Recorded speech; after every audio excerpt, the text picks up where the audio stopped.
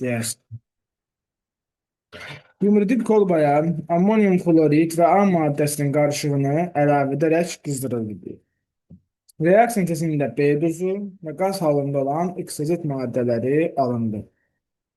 Ümumiyyətlə, ammonium duzlarının üzərinə, yəni məsələ NH4 duzundan gedirsə burada, ammonium duzların üzərinə başqa bir maddə gələndə o zaman qaz halında maddə ayrılır ki, normalda bilirsiniz ki, NH4-ün təyini sayılır bu. Ammonium duzlarının, məsələn, NH4 kloriddir burada. Üzərinə metal OH gələndə,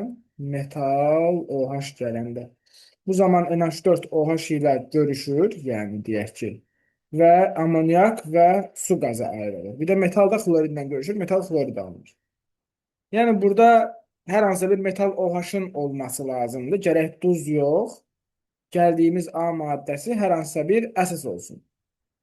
Və bir məsələ də var ki, NH4 xlor ammonium duzları hər hansı bir duzla reaksiya daxil ola bilməz dedik. Əsasla reaksiya daxil olmalıdır. Bu əsas da ki, mütləq qələvi olmalıdır. Niyə? Çünki duzlar çöküntü əsaslarla reaksiya daxil olmur.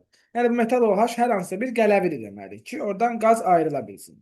Həm nəzəriyyə lazımdır, həm belə də hər tərəfli məlumat lazımdır. Deməli, metal OH-la görüşəcək. O zaman buradan ayrılacaq NH3 qazı, H2O. Təbii ki, reaksiya burada qızdırıldığı üçün su orada buxar şəklində alınır. Bir də metal, xlor, məsəl artıq indeksi bilmirik, alınacaq. Daha sonra yoldaşlar, XZ maddələri alındı. Alınmış qaz qarışığı sürətli şəkildə içərisində 1400 qram sönməmiş əhənglə dolu olan kolondan keçirildi.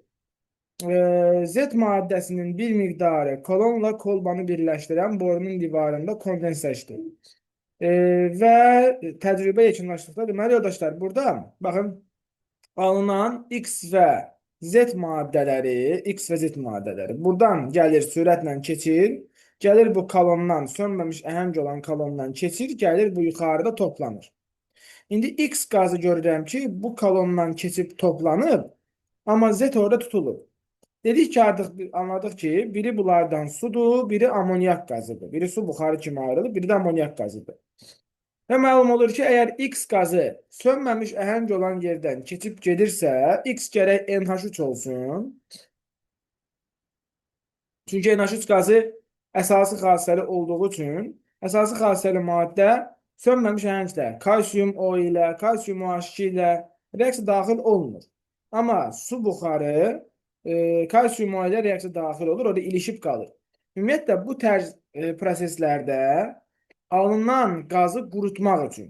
Bəzən topluluqda da, digər kitablarda da belə sual görürük ki, filan qazı hansı maddə ilə qurutmaq olar, hansı maddə ilə qurutmaq olmaz falan, belə suallar görürük də, işləmişik sizlərlə də. Ki, yəni bu mənasıdır ki, əgər mən amoniak qazını təmiz halda almaq istəyirəmsə, amoniakı, məsələn, sönməmiş əhəng olan qabdan keçirəndə o qaz quruyur. Qurumaq nə mənada işlədilir orada? Yəni, onun yanında sintez zamanı su buxarı da alınır və o su buxarı kolondan keçəndə tutulur, təmiz amoniak qazı alınır orada. Yəni, bu cür məqsəd üçün gərək bunu əsası xassəli bir şeydən keçirək ki, biz amoniak orada tutulmasın, su buxarı tutulsun. Deməli, bu kolonda su buxarı tutuldu. Daha sonra cümləyə baxsaq, 1400 qram sönməmiş əhənglə dolu olan kolondan keçirilir. Məsələn, zetin, yəni zetimiz su oldu, bunu artıq anladıq. Suyun bir miqdarı da burada kondensləşib divarlarda. Qalanı gəlib kolona daxil edib də. Və cümləni davam eləyək. Sönməmiş, cümləyə baxın bir dənə burada. Təcrübə yekunlaşdıqdan sonra sönməmiş əhənglə A maddəsinin qarışığından ibarət olan kolon. Yəni, bu kolona su gəlib daxil olmuşdur. Kolona su gəlib daxil olduqdan sonra kolonda zaten sönməmiş əhəng var idi. Yəni, kolonda zaten kalsium O var idi, onsuz ki. Və su gəlib kolona daxil olandan sonra kalsium O ilə su reaksiya daxil olaraq kalsium OH2 yaratdı. Yəni, sönmüş əhəng. İndi mənə deyir ki, cümlədə sönməmiş əhənglə A maddəsinin qarışığı. Yəni, kalsium O ilə su ilə reaksiyadan sonra kalsium OH2 alınır. Yəni, bu A maddəsidir, belə çıxır ki. Yəni mənim ilkin olaraq götürdüyüm OA səndəmə elə kalsium OH2 imiş. Hə, deməli kalsium OH2 imiş bu. Tam aydındır yoldaşlar bunların hamısı. Ammonium klorid və A qarışığı kalsium OH2 imiş. Bunu da hardan tutduq? Kalona daxil olan su kalsium O ilə kalsium OH2 yaradırdı.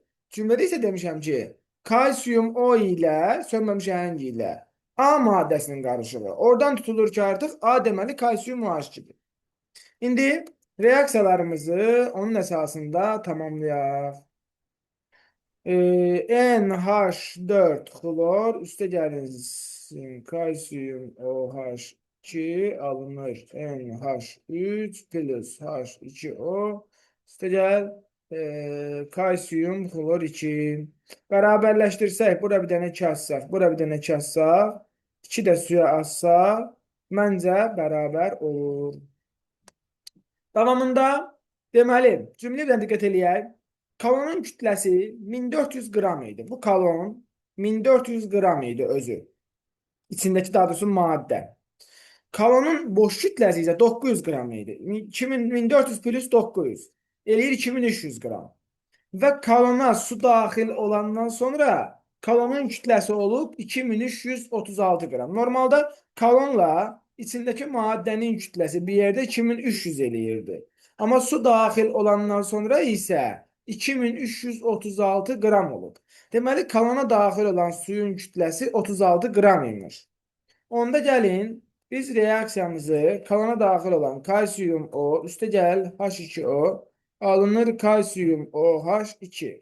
Və burada bir kalsium O, bir H2O ilə bir kalsium OH2 yaradırsa, yəni 18 qram su ilə, 36 qram su ilə də nə qədər kalsium OH2 yaradar? 18 qramı 1 mol yaradır, 36 qramı 2 mol kalsium OH2 əmələ gətirər. Deməli, bu kalonda yaranan kalsium OH2-nin kütləsidir. 36 qram da su reaksiyası daxil olub burada. Təcrübədən sonra yumridib kolbada artıq qalan ammonium klorid ilə kalonda alınan A maddəsinin reaksiya daxil olarsa, cümləyə baxın. Deməli, təcrübədən sonra bu aldığım kalsium OH2 maddəsi artıq qalan ammonium klorid ilə. Artıq qalan ammonium klorid nə deməkdir arkadaşlar? Yəni bu təcrübə zamanı ammonium klorid artıq qalıbmış. Ammonium kloridlə kalsium OH2-ni reaksiya daxil eləmişəm. Ammonium klorid artıq qalıbmış orada. Ammonium klorid ilə kalondan alınan həmin bu A maddəsini, yəni 2 mol kalsium OH2-ni tamamilə reaksiya sərf eləsək, hamısı reaksiya daxil olar və yenə də eyni həcmdə X qazanılır. İndi bu məlumat bizə nəyi göstərir yoldaşlar? Əgər mən bu 2 mol kalsium OH2 ilə artıq qalan ammonium kloridi reaksiya daxil edəsəm, eyni qədər amonyak qazı çıxırsa, deməli, bayaq da 2 mol kalsium OH2 reaksiya giribmiş də. Yəni, bayaq nə qədər giribsə, indi də həmin qədərdir. Artıq buradan hər şey məlum olur ki, sən demə birinci proses zamanı 1 mol kalsium OH2 ilə bir saniyə gözləyin.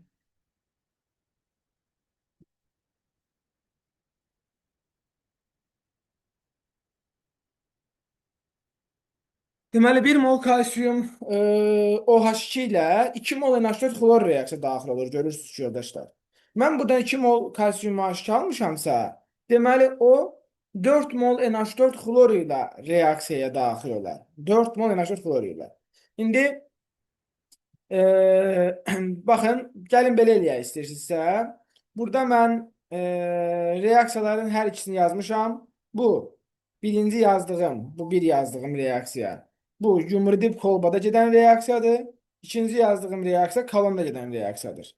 Kalonda aldığım kalsium OH2 qədər birinci qaba yazmışam ki, yəni bu yumridib kolbaya da, yəni. Yumridib kolbaya biz həmin qədər kalsium OH2 əlavə eləyəndə artıq qalan ammonium klorid də reaksiya daxil olur.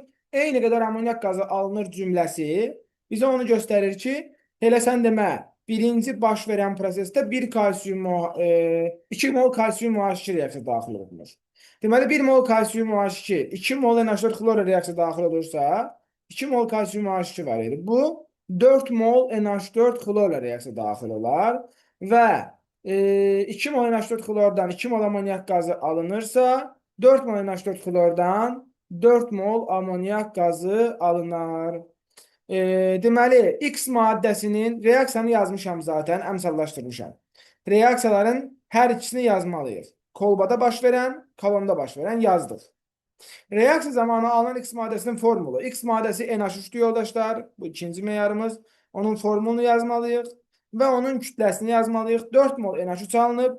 4 mol NH3 də 4 vurulsun 17 bərabərdir 68 qram eləyir. Reaksiya zamanı alınan suyun kütləsinin neçə faizinin qabın divarlarına kondensləşdiyini müəyyən edin. Yoldaşlar, baxın burada görünür ki 2 mol NH3 alındığı zaman 2 mol da eyni zamanda su alınır. Əgər 4 mol NH4 xlor girib 4 mol amonyak alınıbsa 4 mol da burada su alınıb deməli. İndi 4 mol su alınıb, amma mənim kalona daxil olan suyum bayaq 36 qram idi xatırlayırsa. Yəni 2 mol su kalona daxil olub. Deməli 4 mol sudan 2 molu kalona daxil olubsa, burada suyun yarısı, yəni 50% kondensləşib qalıb qabın divarlarında, 50% gəlib daxil olub kalona. Bu deyilir 50%. Növbəti sonuncu mərhələdə isə duzların kütləsindən zamandan asılı qrafiki. Mənim ilkin olaraq neçə qram duzum var idi yoldaşlar. Baxın, reaksiya başlanğıcda götürüləndə mən burada yazmışam ki 4 mol NH4 xlor reaksiya daxil olur. Amma cümlədə fikir verirsiniz, NH4 xlorun yarısının artıq qaldığını demişdim. Çünki NH4 xlor kalsiyum OH reaksiya daxil olur. Və artıq qalan NH4 xlor yenə həmin qədər kalsiyum OH ilə girər yazmışdıq cümlədə, xatırlayırsınızsa burada. Yəni o deməkdir ki, NH4 xlorun 4'ü girib 4'ü artıq qalıb da. Yazırıq ki, onda ilkin olaraq əlimizdə olan duzlar. İlkin duz qarışığı yazır.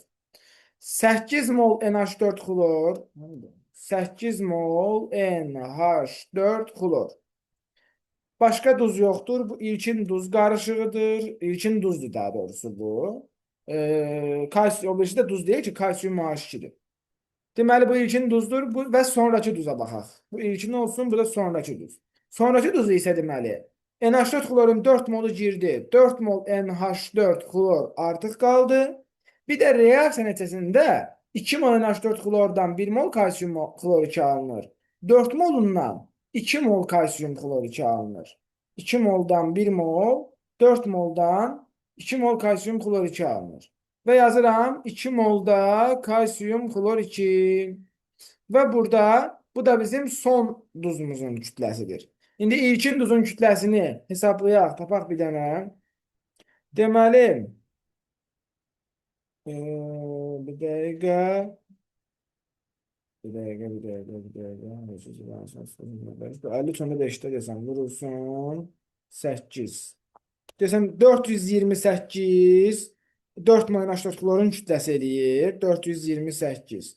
Yəni bu olur ilkin duz qarışığı, ilkin duzun kütləsi daha doğrusu.